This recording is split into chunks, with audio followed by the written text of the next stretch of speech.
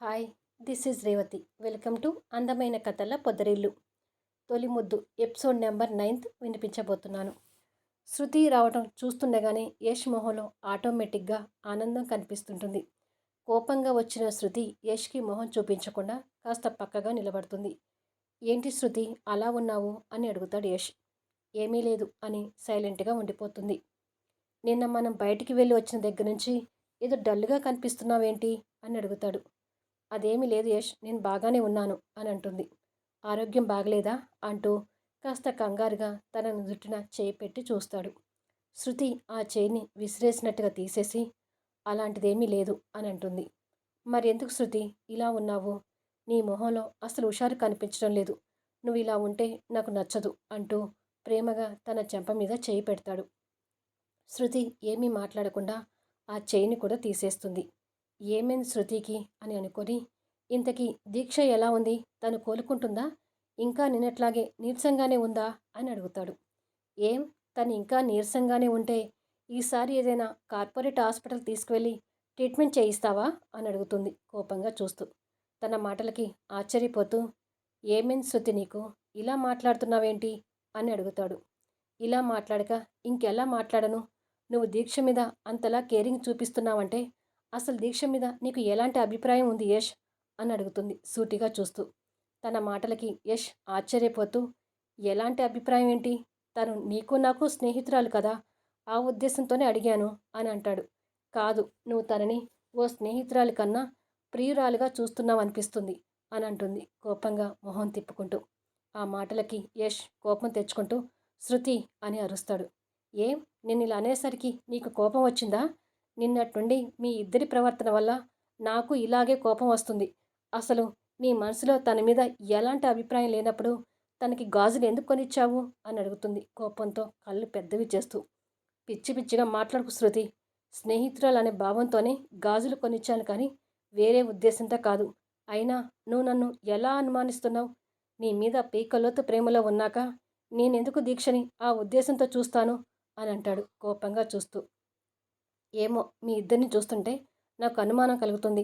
నువ్వు నాకు ఎక్కడ దూరం అవుతావేమోనని భయం పట్టుకుంది అంటూ కన్నీళ్ళు పెడుతుంది. నీకు పట్టింది భయం కాదు, పిచ్చి అనుమానం. ఛ, నా మీద నీకు అంతగా నమ్మకం లేకుండా ఎలా పోయిందో అర్థం కావట్లేదు. నువ్వు నా ప్రేమని అనుమానిస్తుంటే అది నాకు అవమానకరంగా ఉంది అంటాడు బాధపడుతూ. శృతి కన్నీళ్ళు తుడుచుకొని యష్కి ఎదురుగా వచ్చి నిలబడి, నిజం చెప్పు యష్, నీకు దీక్ష మీద మరో ఉద్దేశం ఏమీ లేదు కదా అని అడుగుతుంది దీనంగా మొహం పెట్టుకొని. కొట్టానంటే చెంప పగులుతుంది. నీ కళ్ళకు నేను ఎలా కనిపిస్తున్నాను? అమ్మాయిల మనసుతో ఆడుకునే బేవర్స్లా కనిపిస్తున్నానా? నువ్వు నన్ను అనుమానించట్లేదు శృతి. నీ మీద చూపిస్తున్న నా ప్రేమని అనుమానిస్తున్నావు. నువ్వు మా గురించి ఇలా మాట్లాడుతుంటే నీ మీద నిజంగానే నాకు కోపం వస్తుంది అంటూ సీరియస్ అవుతాడు.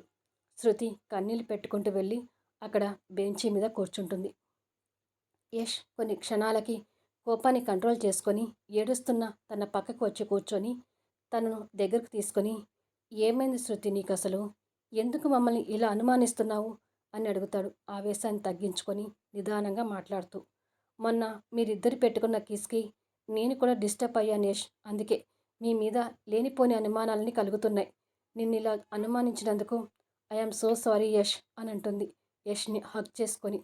నువ్వు అనుమానించింది నన్నే కాదు, దీక్షని కూడా. ఈ మాటలు దీక్ష విని ఉంటే చాలా బాధపడేది అంటూ తన కన్నీళ్ళు తుడిచి గుండె మీద చేయి పెట్టుకొని, ఇక్కడ నీకు మాత్రమే చోటు ఉంది శృతి, మరొకరికి ఎప్పటికీ స్థానం ఉండదు. ఐ ప్రామిస్ యూ అని అంటాడు. ఏంటో పిచ్చి పిచ్చి ఆలోచనలన్నీ కలుగుతున్నాయి నాకు అంటూ యష్ హృదయం మీద ఒదిగిపోతుంది శృతి. యష్ తన వెన్ను మీద చేయి వేసి నిమురుతూ, హ్యాపీగా మాట్లాడుకోవాల్సిన వాళ్ళం, మూడంతా పాడు చేసి పెట్టావు అంటాడు. అదే సమయంలో రూమ్లో ఉన్న దీక్ష ఒక నోట్బుక్ మీద యష్ తన పెదవుల మీద ముద్దు పెట్టుకున్న చిత్రాన్ని గీసి మురిసిపోతుంటుంది. కొద్దిసేపటికి వారి తొలి ముద్దు చిత్రం అందంగా కనిపిస్తుంటుంది. దానిని చూసుకొని సంతోషపడుతూ, భలే వచ్చింది డ్రాయింగ్. యష్తో నాకు కలిగిన ఆ మూమెంట్ ఎప్పటికీ అపురూపమే అని అనుకొని, ఐ లవ్ యూ యష్ అని అందమైన అక్షరాలను చిత్రం కింద పొందపరిచి చూసుకొని నవ్వుతూ, మళ్ళీ అంతలోనే బాధపడుతూ, యష్ మనసులో శృతి ఉండగా నేను ఇలా ఆలోచించటం నా తప్పు అని నాకు తెలుసు. కానీ యష్ని నా మనసులో నుంచి తీసేయలేకపోతున్నాను. యష్ మీద నాకున్న ప్రేమ నాకు తప్ప ఎవరికీ తెలియదు కాబట్టి, నేను చేస్తున్న ఈ తప్పు వల్ల ఎవరికీ హాని జరగదు కాబట్టి, తప్పని తెలిసిన యష్ని నా మనసులోనే ఉంచుకుంటాను. యష్ని మర్చిపోవడం నా వల్ల కాదు అని ఐ లవ్ యూ యష్ అంటూ కన్నీళ్లు పెట్టుకుంటూ ఆ డ్రాయింగ్ హృదయానికి హత్తుకుంటుంది. కొద్దిసేపటికి కన్నీళ్లు తుడుచుకొని ఈ నోట్బుక్ శృతికి కనపడకుండా దాచిపెట్టాలి అని అనుకొని తన బుక్ సెల్ఫ్లో లాస్ట్ కార్నర్లో ఆ నోట్బుక్ కనపడకుండా పెడుతుంది. తర్వాత యష్ కొనిచ్చిన గాజుల సెట్ చూసుకొని మురిసిపోతుంటుంది. శృతి అనుమానాన్ని వదిలేసి యష్ ఒడిలో వాలిపై కూర్చొని సంతోషంగా కబుర్లు చెప్తుంటుంది. యష్ తన తల నిమృతూ శృతి చెప్పే కబుర్లు పంచుకుంటున్నాడు. ఇలా కొద్దిసేపు తర్వాత నేను కూడా దీక్షలాగా హోమ్ ట్యూషన్ చెప్పాలనుకుంటున్నాను యష్ అని అంటుంది. మళ్ళీ మొదలుపెట్టావని గోల అంటాడు చిరాకు పడుతూ. అది కాదు యష్, నేను పూర్తిగా మీ కుటుంబం మీద ఆధారపడకుండా అంతో ఇంతో సంపాదించుకుంటే మంచిది కదా అని అంటుంది శృతి. నువ్వు సంపాదించే టైం ఇంకా ముందు ఉందిలే. ఇటు కాలేజీకి రావడం, అటు హోమ్ ట్యూషన్కి వెళ్ళడం అంటే నీకు ఇబ్బంది అవుతుంది.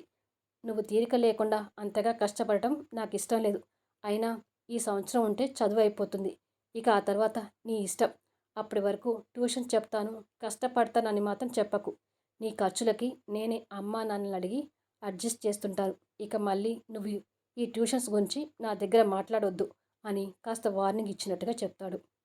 సరే బాబు, నీకు ఇష్టం లేనప్పుడు ఇక నేను కూడా ఈ నిర్ణయాన్ని వెనక్కి తీసుకుంటానులే అని ఇద్దరూ ప్రేమగా నవ్వుతూ మాట్లాడుకుంటారు.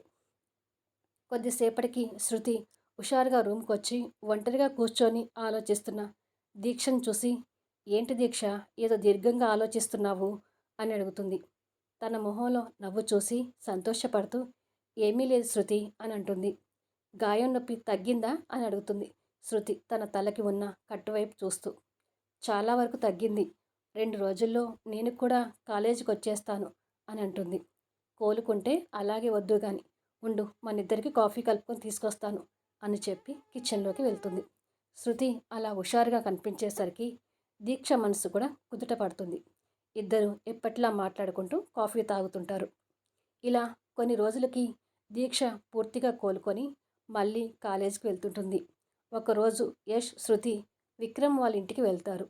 యష్ విక్రమ్కి డబ్బులు ఇవ్వబోతుంటే, నువ్వు తీసుకున్న అమౌంట్ నాకు దీక్ష ఇచ్చింది యష్ అని చెప్తాడు. దానికి ఇద్దరూ ఆశ్చర్యపోతుంటారు. నేను నీ దగ్గర అమౌంట్ తీసుకున్న విషయం దీక్షకి ఎలా తెలుసు? శృతి, నువ్వేమైనా చెప్పావా అని అడుగుతాడు యష్. నేనేమి చెప్పలేదు యష్ అని అంటుంది శృతి. నేను తనని చూడటానికి హాస్పిటల్కి వచ్చాను కదా యష్, నువ్వు నా దగ్గర డబ్బు తీసుకున్నావని అప్పుడే పసిగట్టినట్టుంది. హాస్పిటల్ నుంచి వచ్చిన రోజు నాకు ఫోన్ చేసి డబ్బులు ఇస్తానని చెప్పింది. అన్నట్టుగానే 2 రోజుల క్రితమే నాకు డబ్బులు ఇచ్చింది. బహుశా తను హోమ్ ట్యూషన్స్ చెప్తుంది కదా, ఆ అమౌంట్ కావచ్చు అని అంటాడు విక్రమ్. తను ఎంత ఇబ్బంది పడుతూ ఇచ్చిందో, అనవసరంగా మేమే తనని ఆ రోజు బయటకు తీసుకువెళ్ళి లేనిపోని రిస్క్లో పడేశాము అని అంటాడు యష్. దీక్ష సంగతి నాకు బాగా తెలుసు యష్, ఎప్పుడైనా నేను తన కోసం ఖర్చు పెడితే తిరిగి ఇచ్చిందాకా ఊరుకోదు. అలాంటిది 10,000 అంటే నీ మీద భారం ఎందుకు వేస్తుంది చెప్పు అని అంటుంది శృతి. నిజమే, తన ఆత్మాభిమానం ఉన్న అమ్మాయని మరొకసారి నిరూపించుకుంది అని అంటాడు యష్. కొద్దిసేపటికి యష్, శృతి రూమ్కి చేరుకుంటారు. ఆ టైంలో రోజు దీక్ష హోమ్ ట్యూషన్స్ చెప్పడానికి బయటికి వెళ్తుంది కాబట్టి రోజు ఆ టైంలో కాసేపు శృతితో ఉండి వెళ్తాడు యష్. కాఫీ కలుపుకొని వస్తాను ఉండు యష్ అని శృతి కిచెన్లోకి వెళ్ళబోతుంటే యష్ తనని వెళ్ళనివ్వకుండా మీదే గుంజుకొని పట్టుకొని, కాఫీ పేరు చెప్పి మనకు దొరికే ఈ కాస్త టైంని వేస్ట్ చేయకు అంటాడు తన మొహం మీద వేలుతో రాస్తూ. శృతి నవ్వి, మనకి ప్రైవసీ దొరికి ఏదో చాలా రోజులైనట్టుగా చెప్తున్నావేంటి, ఇలా రోజు మాట్లాడుకుంటూనే ఉన్నాం కదా అని అంటుంది. నీతో ఎంత మాట్లాడినా నాకు తనివి తీరదుగా, ఇంకా ఇంకా నీతో ఉండాలనిపిస్తుంది. అంతగా నన్ను ప్రేమ పిచ్చివాడిని చేశావు అని అంటాడు యష్ తనని అల్లుకుపోతూ. అయ్యో యష్, దీక్ష వచ్చే టైం అయింది, మనల్ని ఇలా చూస్తే బాగోదు, వదులు నన్ను అని అంటుంది యష్ కౌగిలి నుంచి విడిపించుకునే ప్రయత్నం చేస్తూ.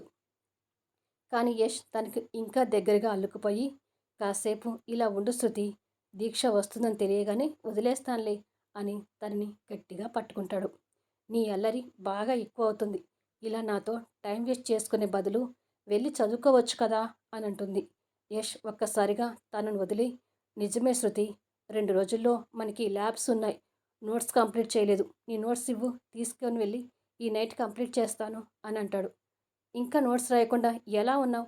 బాగా నిర్లక్ష్యం చేస్తున్నావు యష్. నా నోట్స్ విక్రమ్ తీసుకున్నాడు. నీకు దీక్ష నోట్బుక్ ఇస్తానుండు అని వెళ్తుంది. దీక్ష బుక్ షెల్ఫ్లో చెల్లాచెదురుగా నోట్స్ కోసం వెతుకుతుంటుంది. ఆ క్రమంలో దీక్ష వెనుక పెట్టిన నోట్బుక్ ముందుకు చేరుతుంటుంది. యష్కి కావాల్సిన నోట్బుక్ దొరికి, ఇదిగో యష్ నోట్బుక్, ఈరోజు ఎలాగైనా నోట్స్ కంప్లీట్ చేయి అని చెప్పి తిరిగి బుక్స్ నీట్గా సర్దుతుండగా దీక్ష డ్రాయింగ్ చేసిన నోట్బుక్ కింద పడి వాళ్ళిద్దరూ ముద్దు పెట్టుకుని ఉండే డ్రాయింగ్ పేపర్ ఓపెన్ అయ్యి కనిపిస్తుంటుంది. ఆ డ్రాయింగ్ చూసి ఇద్దరు ఒక్కసారిగా షాక్ అవుతుంటారు. యష్ దీక్షని పెదవుల మీద ముద్దు పెట్టుకున్న చిత్రం అందంగా డ్రా చేసి కనిపిస్తూ కింద ఐ లవ్ యూ యష్ అని అందమైన అక్షరాలు ఇద్దరికీ కనిపించేసరికి షాక్తో ఆ ఇద్దరికి మైండ్ బ్లాంక్ అవుతుంటుంది. అప్పుడే దీక్ష కూడా లోపలికి వచ్చి షాక్లో ఉన్న వాళ్ళిద్దరిని ఆశ్చర్యపోయి చూసి తరువాత కింద పడి కనిపిస్తున్న డ్రాయింగ్ని చూసి నిర్ఘాంతపోతుంటుంది. నెక్స్ట్ ఎపిసోడ్లో ఏం జరుగుతుందనేది చూద్దాం. స్టోరీ నుంచి వెళ్ళిపోయే ముందు దయచేసి లైక్స్ ఇవ్వండి, కామెంట్ షేర్ చేయండి అండ్ సబ్స్క్రైబ్ చేసుకొని షేర్ చేస్తూ ఉండండి.